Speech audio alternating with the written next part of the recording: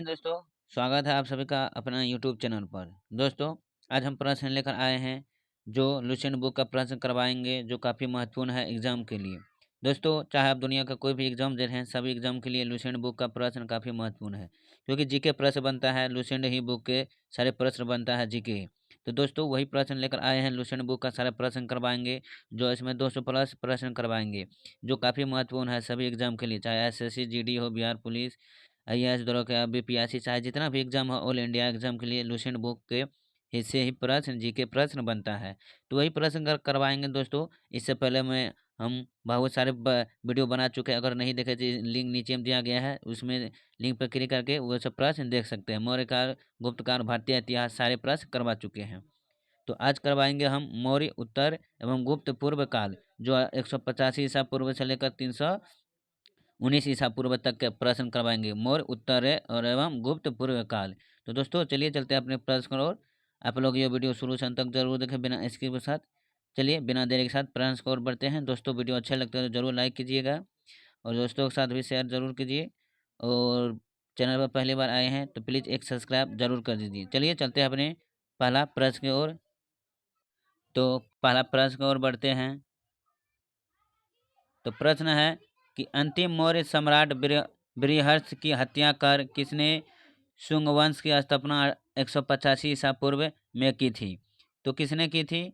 तो इसका जो राइट आंसर हो जाएंगे ऑप्शन ए हो जाएंगे, कौन? पुष्यमित्र ने किया था, जो बृहद्र की हत्या कर शुंग वंश की स्थापना 185 ईसा पूर्व में की थी। तो option A is right answer. अगली प्रश्न, कि पुष्यमित्र शुंग मौर्य सम्राट बृहद्र की राजकीय सेना में किस पद पर आसीन था? तो किस पद पर आसीन था? इसका जो सही आंसर हो जाएंगे ऑप्शन ए हो जाएंगे, कौन? सेनापति पद पर आसीन था। अगले प्रश्न को चलते हैं। कनव कानव वंश का संस्थापक कौन था? कनव कानव वंश का संस्थापक कौन था दोस्तों? इसका जो राइट आंसर हो जाएंगे ऑप्शन ए हो जाएंगे, कौन? वासुदेव, कौन? वासुदेव था। अगले प्रश्न को चलते हैं। अगले प्रश्न है कि सातवाहन आंध्र सातवाहन वंश का संस्थापक कौन था? तो सातवाहन वंश का संस्थापक कौन था? तो ऑप्शन ए हो जाएंगे, कौन? सिमुक, कौन था? सिमुक था। अगले प्रश्न को चलते हैं कि पहले सातवाहनों ने पहले स्थानीय अधिकारियों के रूप में काम किया था, तो किसके अधीन काम किया था? इसका राइट आंसर हो जाएंगे ऑप्शन बी हो जाएंगे, मौर्य के अधीन काम किया था। अगले प्रश्न को चलते हैं। अगले प्रश्न है कि निम्नलिखित में से वह महानतम कुषाण नेता कौन था जो बौद्ध बन गया था? तो कौन महानतम कुषाण नेता था जो बौद्ध बन गया था? इसका जो सही आंसर हो जाएंगे ऑप्शन सी हो जाएंगे, कौन? कनिष्क, कौन? कनिष्क। अगले प्रश्न को चलते हैं दोस्तों। अगले प्रश्न है कि कुषाण काल के दौरान मूर्तिकला की गांधार शैली निम्नलिखित में से किसके मिश्रण है? तो किसके मिश्रण है? ऑप्शन हो जाएंगे भारत ग्रीक शैली का मिश्रण। कहते हैं भारत ग्रीक शैली का मिश्रण। सारे प्रश्न एसएससी का पूछा हुआ प्रश्न है। अगले प्रश्न है कि कनिष्क की राजधानी थी, तो कनिष्क की राजधानी कहाँ पर थी? ऑप्शन ए हो जाएंगे, कौन?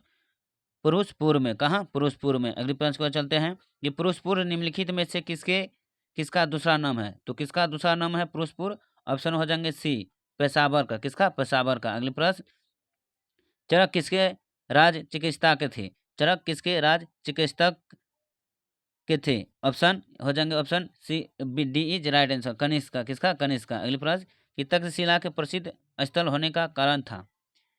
तो तक्षशिला के प्रसिद्ध स्थल होने का कारण था, तो ऑप्शन सी हो जाएंगे, गंधार कला का। अगले प्रश्न, कि भारत में सर्वप्रथम स्वर्ण मुद्राएं किसने चलाई थी? भारत में सर्वप्रथम स्वर्ण मुद्राएं किसने चलाई थी? तो ऑप्शन बी हो जाएंगे, कौन? इंडो ब्रिस्टियन ने। कौन? इंडो ब्रिस्टियन ने। अगले प्रश्न, कि किस संग्रहालय में कुषाणकालीन मूर्तियों का संग्रह अधिक मात्रा में है? तो किस संग्रहालय में कुषाणकालीन मूर्तियों का संग्रह अधिक मात्रा में है? तो ऑप्शन जो हो जाएंगे वो मथुरा संग्रहालय में। Option A is right answer. अगली, कि निम्नलिखित में से किसने सोने के सर्वाधिक शुद्ध सिक्के जारी किया था? तो किसने सर्वाधिक शुद्ध सिक्के जारी किया? तो ऑप्शन जो हो जाएंगे ए हो जाएंगे, कौन? कुषाण वंश ने। कौन? कुषाण वंश ने। अगली प्रश्न, कि सातवाहनों के समय में मुद्रा सर्वाधिक किस धातु के बने थे? तो मुद्रा सर्वाधिक किस धातु के बने थे? ऑप्शन हो जाएंगे ए, शीशा का। किसका? शीशा का। अगली प्रश्न, निम्नलिखित में से कनिष्क के समकालीन कौन थे? तो कनिष्क के समकालीन कौन थे? तो ऑप्शन बी हो जाएंगे, नागार्जुन, अवशोष घोष, वसु मित्र थे। Option B is right answer. अगली, कि किस वंश के शासकों ने ब्राह्मणों एवं बौद्ध भिक्षुओं को कर मुक्त भूमि या गांव भूमि देने की प्रथा आरंभ की थी? किसको? ब्राह्मणों को। तो ऑप्शन क्या हो जाएंगे? ऑप्शन ए हो जाएंगे सतवाहनों ने। कौन? सतवाहनों का। अगली प्रश्न है कि भारतीय रंगमंच में यवनिका यानी पर्दा का शुभारंभ किसने किया था? तो किसने शुभारंभ किया था? ऑप्शन जो हो जाएंगे सी हो जाएंगे। कौन? यूनानियों ने शुभारंभ किया था। अगली प्रश्न कि भारतीयों के महान रेशम मार्ग किसने आरंभ किया था? तो किसने आरंभ किया था? तो ऑप्शन जो हो जाएंगे ए हो जाएंगे कनिष्क ने। कौन? कनिष्क ने। अगली प्रश्न को चलते हैं दोस्तों। वीडियो अच्छे लगते हैं जरूर लाइक कीजिएगा। अगले प्रश्न के निम्नलिखित में से किसने बड़े पैमाने पर स्वर्ण मुद्राएं चलाई थी? तो किसने स्वर्ण मुद्राएं चलाए थे? तो ऑप्शन जो हो जाएंगे सी हो जाएंगे कुषाण शासकों ने। कौन? कुषाण शासकों ने। अगली कि चरक और नागार्जुन किसके दरबार की शोभा थी? तो चरक और नागार्जुन किसके दरबार की शोभा थे? तो ऑप्शन जो हो जाएंगे इसका ए हो जाएंगे। कौन? ए ऑप्शन हो जाएंगे कनिष्क का। अगली प्रश्न कि शक संवत का प्रारंभ किस सम्राट के शासनकाल में 78 ईस्वी से हुआ था? तो किसके शासनकाल में? तो ऑप्शन जो हो जाएगा बी कनिष्क के शासनकाल में। अगली प्रश्न कि तक्षशिला विश्वविद्यालय स्थित था? तो तक्षशिला विश्वविद्यालय स्थित था कहाँ पर? ऑप्शन जो हो जाएंगे ये हो जाएंगे पाकिस्तान में। कहाँ? पाकिस्तान में। अगली प्रश्न प्राचीन काल में कलिंग का महान शासक कौन था? तो प्राचीन काल में कलिंग का जो महान शासक था वो हो था कौन?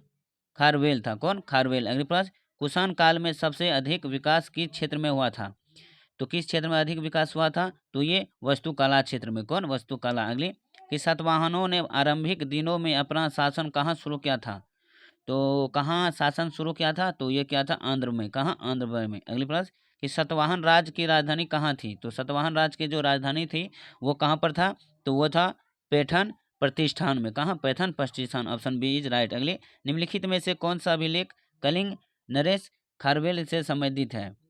तो इसका जो राइट आंसर हो जाएंगे ऑप्शन हो जाएंगे ए। कौन? ऑप्शन ए हाथी गुफा में। कहाँ? हाथी गुफा से। अगली प्रश्न कि किस सतवाहन नरेश ने गाथा सतपी नामक महत्वपूर्ण कृति की रचना की थी? तो इसका जो राइट आंसर हो जाएंगे वो हाल। कौन? हाल हो जाएंगे। अगली प्रश्न कि सतवाहन शासकों की राजकीय भाषा थी? तो सतवाहन शासकों की जो राजकीय भाषा थी वो हो जाएंगे कौन? प्राकृतिक। कौन? प्राकृतिक। Option B is right answer. अगली कि मौर्य साम्राज्य के ध्वंस के पश्चात कई आक्रमणों की श्रृंखला रही भारत पर सबसे पहले आक्रमण निम्नलिखित में से किसने किया था? तो सबसे पहले आक्रमण जो किया था भारत पर वो क्या था? बेट्रिकियन ग्रीक ने। कौन? Option A is right answer. अगली प्रश्न है अगली प्रश्न कि मौर्य के बाद दक्षिण भारत में सबसे प्रभावशाली राज्य था? तो सबसे पहले प्रभावशाली राज्य कौन था मौर्य वंश के बाद? तो ऑप्शन जिसका राइट आंसर हो जाएंगे ऑप्शन ए हो जाएंगे। कौन? सतवाहन था। कौन? सतवाहन। अगली कि बुद्ध की खड़ी प्रतिमा निम्न में से किस काल में बनाई गई थी? तो किस काल में बनाई गई थी बुद्ध की खड़ी प्रतिमा? तो उसका राइट आंसर हो जाएंगे ऑप्शन बी कुषाण काल में। कौन? कुषाण काल में। अगली प्रश्न कि शुंग वंश के बाद किस वंश ने भारत पर राज किया था? शुंग वंश के बाद किस वंश ने भारत पर राज किया था? इसका राइट आंसर हो जाएंगे ऑप्शन सी हो जाएंगे कर्ण वन वंश ने शासन किया था। अगले प्रश्न कि किस चीनी जर्नल ने कनिष्क को हराया था? तो कनिष्क को किसने हराया था? ऑप्शन हो जाएंगे इसका ए हो जाएंगे पेंग चाओ ने। कौन? पेंग चाओ ने। अगले प्रश्न कि उत्तरी तथा उत्तरी पश्चिमी भारत में सर्वाधिक संख्या में तांबे के सिक्कों को जारी किया था? तो किसने जारी किया था? तो ऑप्शन इसका हो जाएंगे बी हो जाएंगे। कौन? कुषाणों ने। कौन? कुषाणों। Option B is right answer. अगली प्रश्न है कि जो कला शैली भारतीय और ग्रीक यूनानी शैली का सम्मिश्रण है उसे कहते हैं? तो उसे हम क्या कहते हैं?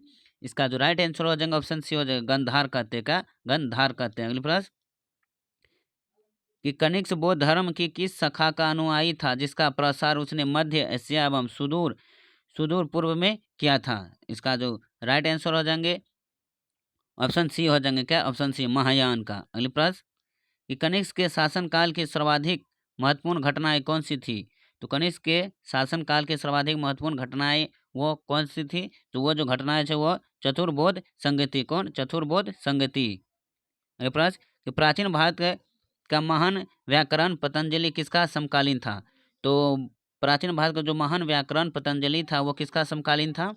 इसका जो सही आंसर हो जाएंगे वो पुष्यमित्र शुंग का समकालीन था। Option D is right answer. अगली कि सर्वप्रथम भारत में विशुद्ध संस्कृत भाषा में लंबा अभिलेख किस राजा द्वारा जारी किया गया था? तो किस राजा द्वारा जारी किया गया था? तो वो शक राजा रुद्रदमन द्वारा जारी किया गया था। अगले प्रश्न कि किस राजा ने शासन काल में ईसाई धर्म प्रचारक सेंट थॉमस भारत आया था? तो किस राजा के शासनकाल में ईसाई धर्म प्रचारक सेंट थॉमस भारत आया था? इसका जो राइट आंसर हो जाएंगे ऑप्शन क्या हो जाएंगे? सी हो जाएंगे। Option C is right answer. Gondophares के। Option C is right answer. अगले प्रश्न कि किस कुषाण शासक ने सर्वप्रथम स्वर्ण मुद्राएं जारी की थी? तो किस कुषाण शासक ने सर्वप्रथम मुद्राएं जारी किया? तो ऑप्शन जिसका राइट हो जाएंगे ऑप्शन बी हो जाएंगे। कौन? कडफिसेस द्वितीय ने। Option D is right, B is right answer हो जाएंगे। अगले प्रश्न किस वंश के शासकों ने छत्रपद प्रणाली का प्रयोग किया था? तो किस वंश के शासक ने प्रणाली का प्रयोग किया? तो इसका जो सही आंसर हो जाएंगे ऑप्शन जो हो जाएंगे डी हो जाएंगे। शाकों ने प्रयोग किया था। अगले प्रश्न कि त्रातार जिसे मुक्तिदाता की उपाधि किस वंश के शासकों ने धारण किया था? तो किस वंश के शासकों ने धारण किया था?